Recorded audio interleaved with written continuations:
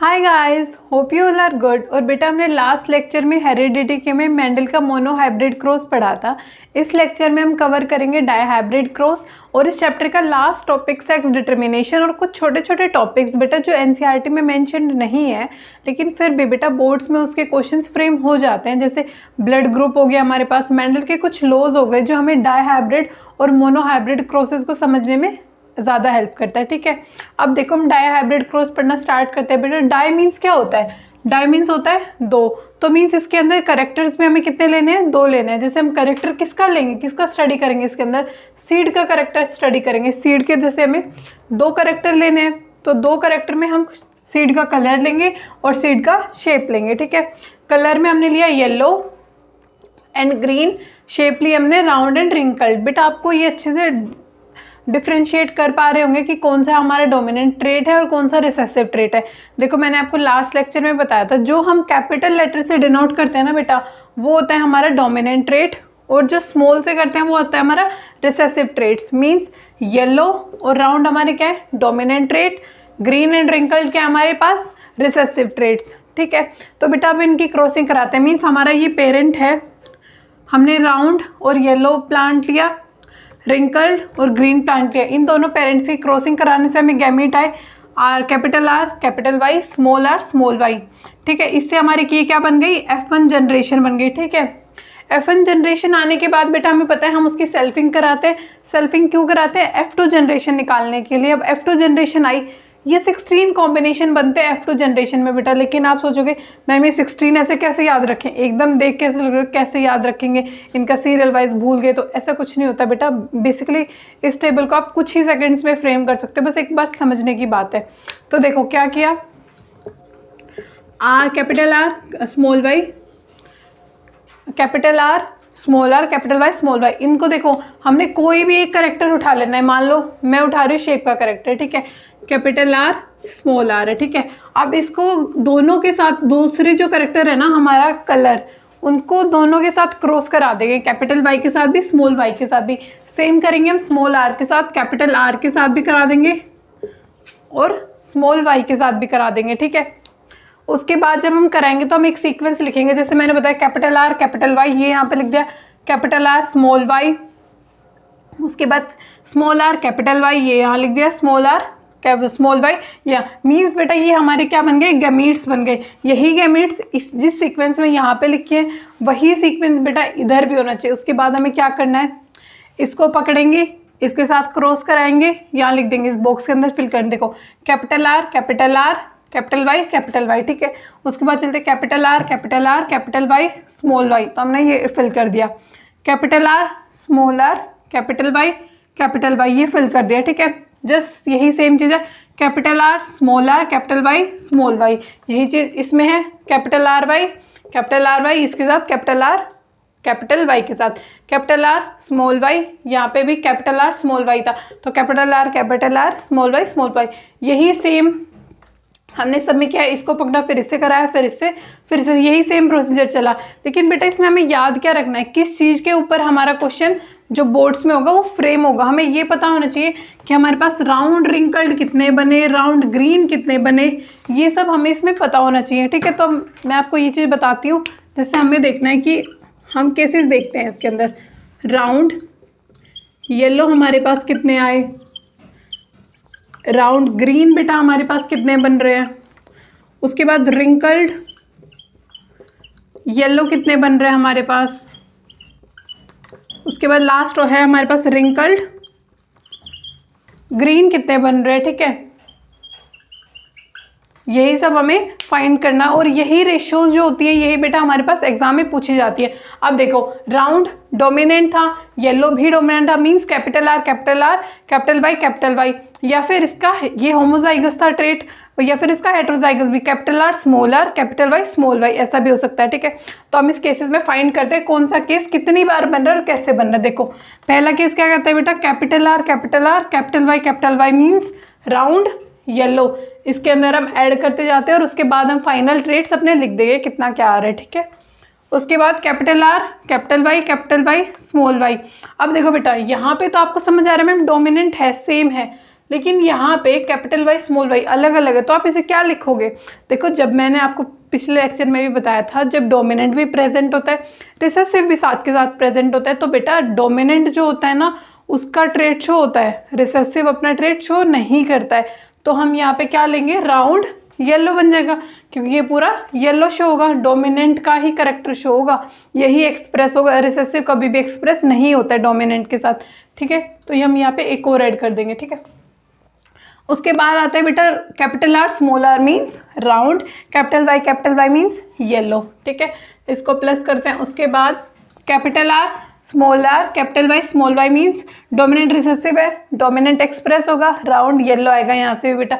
Hope आप सबको ये बात क्लियर हो रही होगी। मैं एक बार फिर से रिपीट कर देती हूँ बेटा, जब भी डोमिनेंट रिसेसिव दोनों प्रेजेंट है, डोमिनेंट एक्सप्रेस होगा, रिसेसिव कभी भी एक्सप्रेस नहीं होता है, ठीक है। अब आते हैं अपनी नेक्स्ट लाइन पर। हम कैपिटल आर क्या हो गया?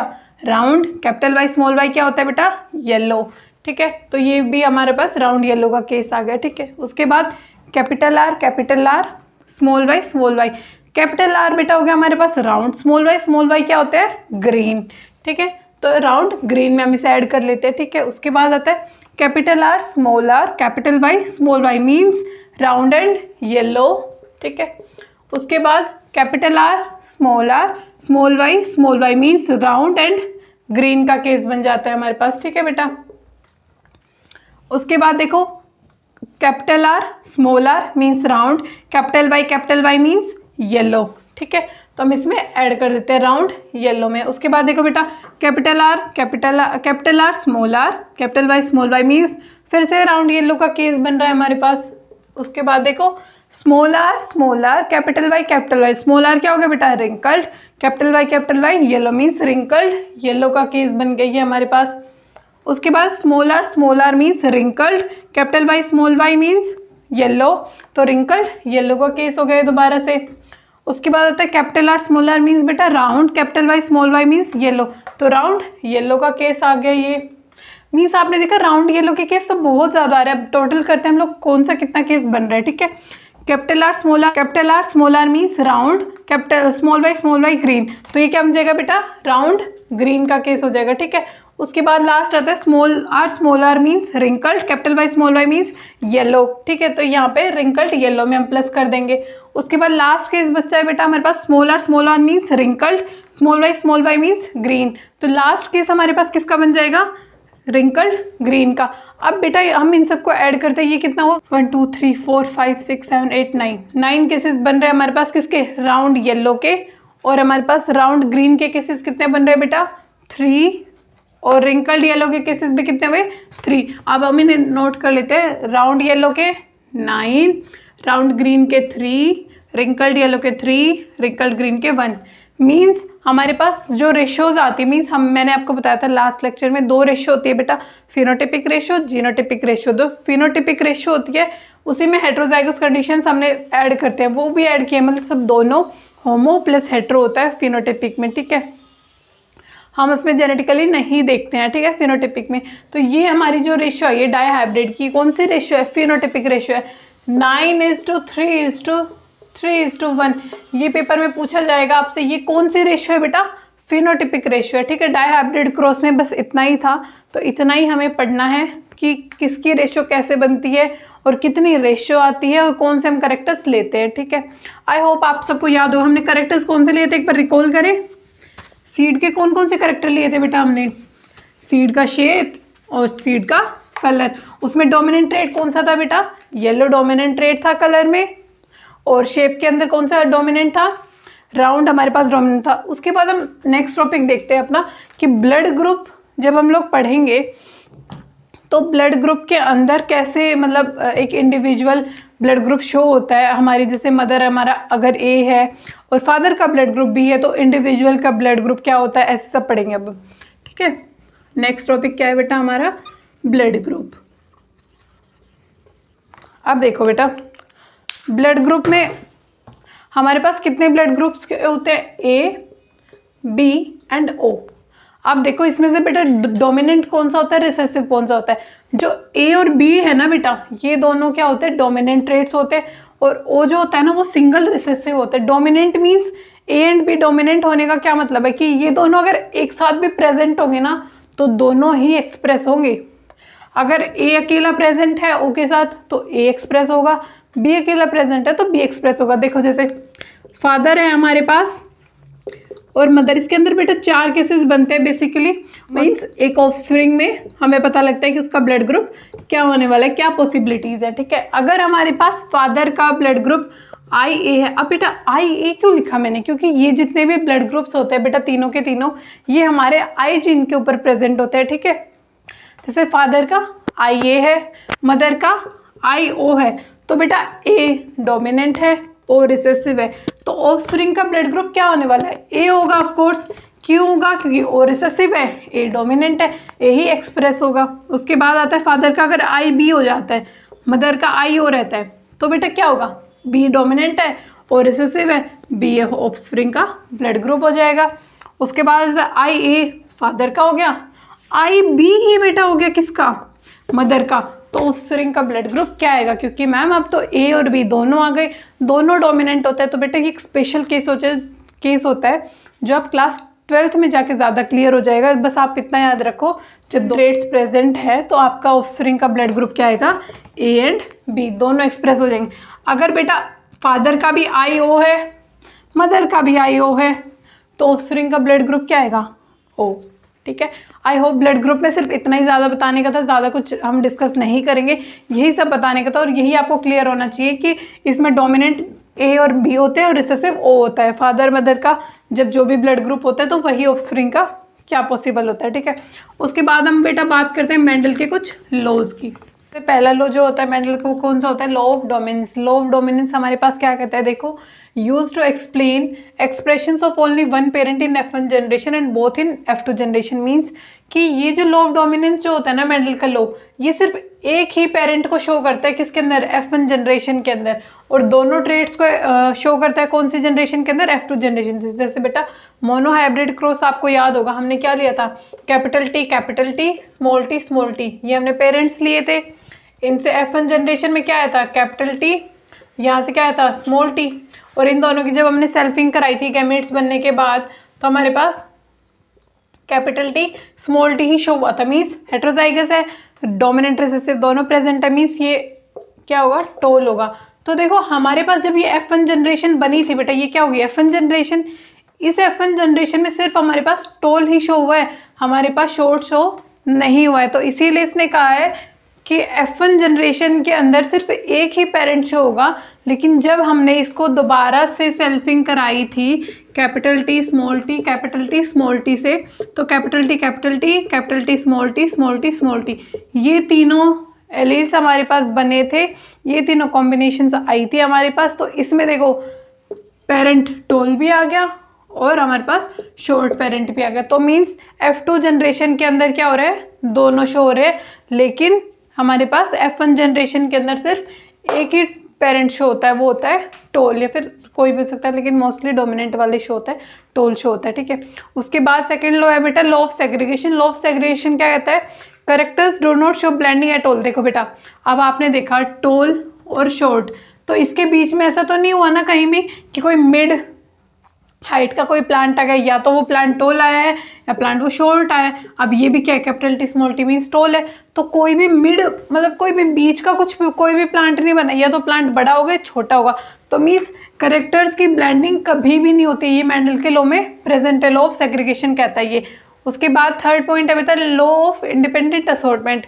लॉ ऑफ इंडिपेंडेंट असॉर्टमेंट बेटा यूज हुआ था डाई हाइब्रिड क्रॉस, जिससे हमने देखा ना, असॉर्टमेंट कहता है when two pairs of traits are combined in a dihybrid और hybrid cross aggregation of one pair of character is independent of the other pair of characters. Means कि जब भी दो से ज़्यादा ट्रेट्स को हम एक दूसरे के अंदर कंबाइन कराते हैं, तो जो एक ट्रेट आता है नया पेयर बन के आता है, तो वो इंडिपेंडेंट होता है दूसरे के। मीन्स जैसे हमने यहाँ पे capital R capital Y small Y, देखो डाई हाइब्रिड के अंदर दो ट्रेट्स लिए, दो कैरेक्टर्स लिए, लेकिन ऐसा थोड़ी ना हुआ कि इन दोनों की दो होने की वजह से इसको कोई इफेक्ट हुआ, इसके कॉम्बिनेशंस में कोई इफेक्ट हुआ, कोई इफेक्ट नहीं होता ना। दोनों अपना इंडिविजुअल इफेक्ट शो करते हैं कि राउंड भी होता है, येलो भी होता है, तो यही कहता है हमारा इंडिपेंडेंट असॉर्टमेंट का लॉ कि जब दो या दो से ज़्यादा जब भी ट्रेट्स प्रेजेंट होते हैं तो दोनों इंडिपेंडेंटली अपना इफेक्ट शो करते हैं, कोई भी ऐसा नहीं होता कि उससे सप्रेस्ड हो जाता है, ठीक है। उसके बाद बेटा हम इस चैप्टर का लास्ट टॉपिक पढ़ते हैं, सेक्स डिटर्मिनेशन, ठीक है। अब आपको पता होगा हमारी बॉडी के अंदर कितने क्रोमोसोम्स बेटा प्रेजेंट होते हैं, कितने पेयर होते हैं हमारे पास। बेटा ये छोटी सी क्लास का क्वेश्चन आपको ज़रूर पता होना चाहिए कि हमारी बॉडी के अंदर कितने पेयर ऑफ क्रोमोसोम्स प्रेजेंट होते हैं, ठीक है। हमारी बॉडी के अंदर बेटा 23 पेयर्स ऑफ क्रोमोसोम प्रेजेंट होते हैं। कितने पेयर होते हैं? 23।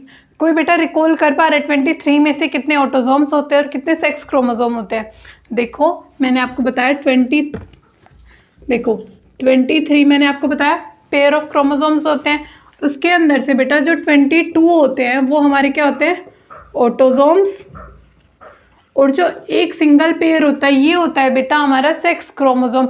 मीन्स इसी के ट्रांसफ़र से पेरेंट, जब मेल और फीमेल दोनों के ट्रांसफ़र से सेक्स क्रोमोसोम के ट्रांसफ़र होगा तभी हमारा जो जेंडर होगा एक वो इंडिविजुअल का, नए इंडिविजुअल का, उसे हम एक्सप्लेन कर सकते हैं कि कौन सा मतलब आइडिया लगा सकते हैं कि वो बेबी बॉय होगा या गर्ल होगा। मैं आपको बताती हूँ कैसे। जैसे बेटा देखो मेल के अंदर क्या होता है, सेक्स क्रोमोसोम दो तरीके के प्रेजेंट होते हैं, एक्स एंड वाई। लेकिन जो फीमेल होती है हमारे पास उसके अंदर सेक्स क्रोमोसोम जो प्रेजेंट होते हैं वो दोनों सेम होते हैं, मीन्स एक्स। बेटा आपको याद रखना है एक्स क्रोमोसोम जो होता है वो डॉटर के लिए होता है, वाई जो होता है वो बॉय के लिए होता है, ठीक है। उसके बाद अगर बेटा मेल से एक्स क्रोमोसोम आ रहा है, फीमेल से हमेशा एक्स ही आएगा क्योंकि उसके पास जो सेक्स क्रोमोसोम्स है वो सेम प्रेजेंट है, मीन्स एक्स ही। तो ये यहाँ से एक्स आएगा तो मीन्स यहाँ पे बेबी गर्ल होगा उसका जेंडर, ठीक है। अगर मेल से हमारे पास क्या आ रहा है, वाई आ रहा है, फीमेल से हमारे पास एक्स आ रहा है, तो हमारे पास क्या होगा, वाई मेल से आया, एक्स फीमेल से आया, तो हमारे पास यहाँ पे इंडिविजुअल का जेंडर होगा बेबी बॉय, ठीक है। मीन्स हमारे पास एक्स क्रोमोसोम कितने होते हैं? एक एक पेयर होता है। मेल के पास डिफरेंस होते हैं एक्स एंड वाई, फीमेल के पास होते हैं दोनों सेम एक्स एंड एक्स। तो मेल से वाई का आना, फीमेल हमेशा एक्स देते तो एक्स का आना, हमारे पास बेबी बॉय। उसके बाद मेल एक्स फीमेल भी एक्स, तो हमारे पास एक बेबी गर्ल होगी, ठीक है। बेटा सेक्स डिटर्मिनेशन में इतना ही था। एनसीईआरटी में भी ज़्यादा कुछ मेंशन नहीं है इस टॉपिक के बारे में। होप आप सबको हेरिडिटी जो चैप्टर है वो क्लियर हुआ होगा। इसका नेक्स्ट वीडियो में इसका एनसीईआरटी सॉल्यूशन करेंगे, जो भी इन टेक्स्ट और एक्सरसाइज के हमारे क्वेश्चन है उन सबको हम डिस्कस करेंगे। और अगर आपको कोई डाउट्स है तो आप अपने कमेंट सेक्शन में ज़रूर मेंशन कर सकते हैं। Thank you so much for watching me till the end. Please like share and subscribe to my channel. Thank you. See you in the next video.